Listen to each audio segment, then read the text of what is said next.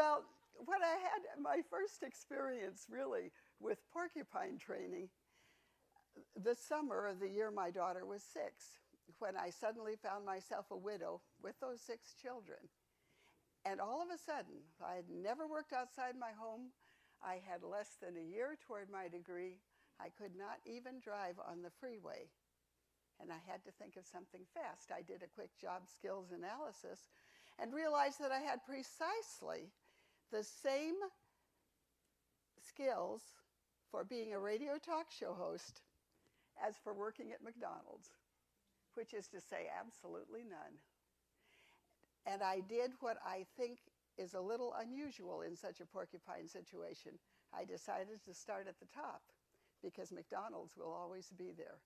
Most of the time when we're confronted with change, what we do is take the safe way, pick the easy thing to do. But in fact, McDonald's will always be there. So I went down, there is a station in Lakewood. You do not have to be in the parking lot to get the signal, but it certainly doesn't hurt. And I went up to them and I said, you know, you need a woman on your staff, and I can start Monday. And I did. And what happened then is, of course, I don't know anything about radio, so I have to broadcast at 5 o'clock in the morning and then come home and get the kids to school. Then I'm getting ready to get my own bachelor's degree in the evening. But the point is that whatever it is you need to do, the opportunity will be there and the tools will be there if you just look around for them. And I think in my own mind, besides keeping track of those porcupines, the tools that are most important are the uses of laughter to manage change. Now, we all know it feels better to laugh than not. Wouldn't you like to laugh, sir? Okay. The experts tell us that for good health, we need to laugh. Not chuckle, not smile, not guffaw. We need the hearty, gut-wrenching laughter that is the internal jogging. You're in there massaging the muscles. 30 full minutes every day. Ladies and gentlemen, at this point, you should have been laughing 7 minutes and 18 seconds. Who's on schedule? I think I've helped a little, don't you think? Just a little bit. But it's more than that. It's that every time you laugh, it changes your mindset. You can't be worried when you're laughing. You can't be mad. And a shift takes place that makes you more creative. Now, there's another thing about laughter that I just as well get out here. I do not want anybody to be mad at me because it's not my fault. But the fact is that nothing so stimulates the creative, feel-good hormones that make us creative, that make us able to make these big changes as laughter, except sex. As I say, I didn't write the book, but as a single lady, I have to laugh a lot. Now,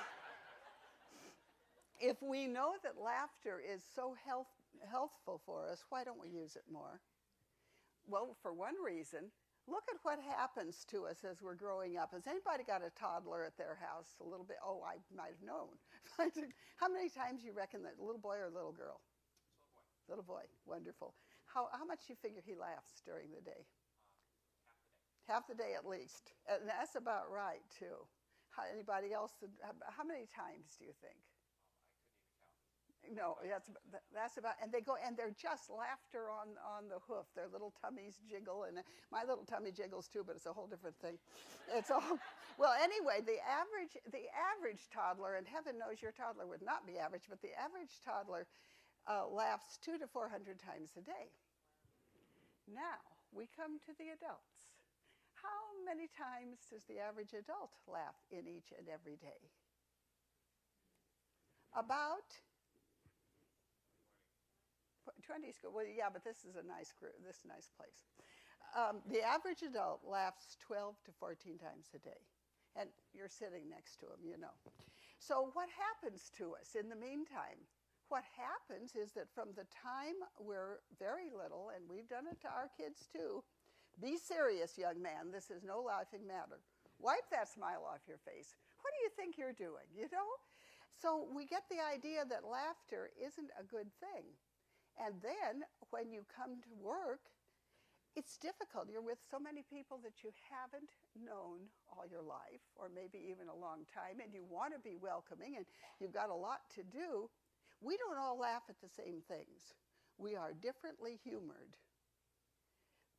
For instance, I was doing a talk up at the Veterans Hospital in Seattle, and a nurse said to me, I've got an example. She said, she and her husband had a fight. Now, I know none of you have ever experienced this, but you're going to have to take my word for it that this is what happened, you know. So they had a fight, and it went the whole weekend, and things never got any better. And finally, they decided to go to dinner at a Chinese restaurant and settle their differences. Bury the hatchet, hopefully not in each other, and they did that. They went to dinner, and things did not get better. They got worse. She said, it just, you know, it was one of those times that nothing you said, but not only are they not laughing, they're getting ready to file for divorce. And she said, just get the check. I want to get out of here. So the check came. And what comes with a check in a Chinese restaurant, or what used to?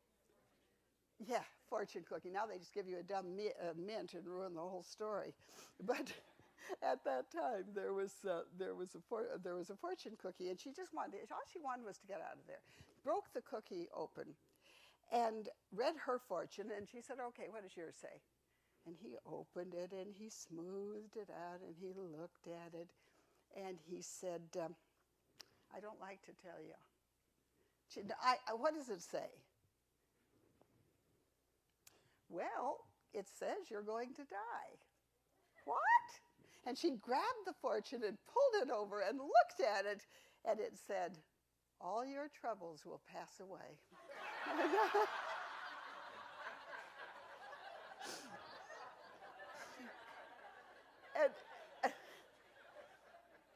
and so I said, well, what did you do? And she said, you know, we both just cracked up and went out of there arm in arm. But it depends. You've got to know the person. So when you're in a work situation, it's really, yeah, because it might not have worked at all. It's really important to find out what makes everybody laugh. And there's the additional problem that not only do we not laugh at the same things, we have to pay attention not only to verbal cues, but to nonverbal cues.